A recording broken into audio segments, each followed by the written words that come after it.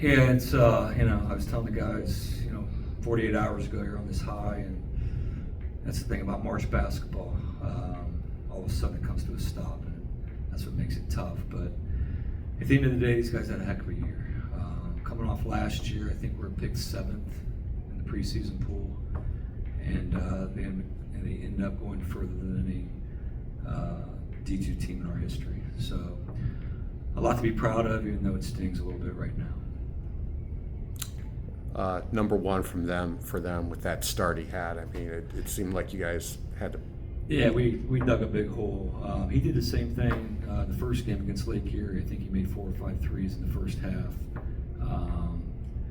Lake Erie was able to keep it a little bit closer, but we just couldn't score. Their physicality just was something we really haven't seen all year, at least to that level. And then the rim protection with their big kids, both of them, just gave us problems all night long.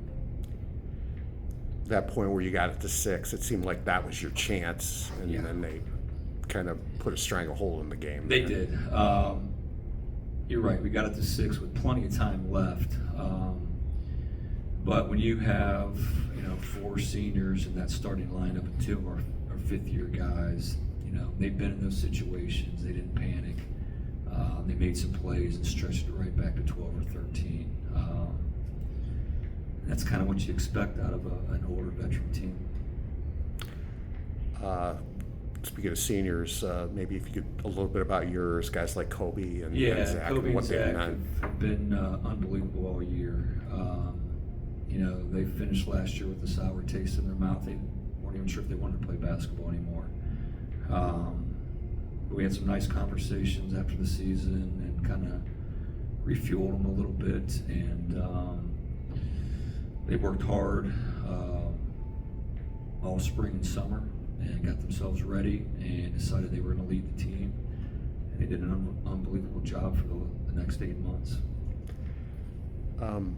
When you see like the atmosphere that's been here the past couple of nights, I mean, before you'd get that like for a Malone game, and now you had it for a 3-game NCAA tournament run. I mean, what do you think that can do moving forward here? That was great. Our guys haven't seen that, and it reminded me how it used to be.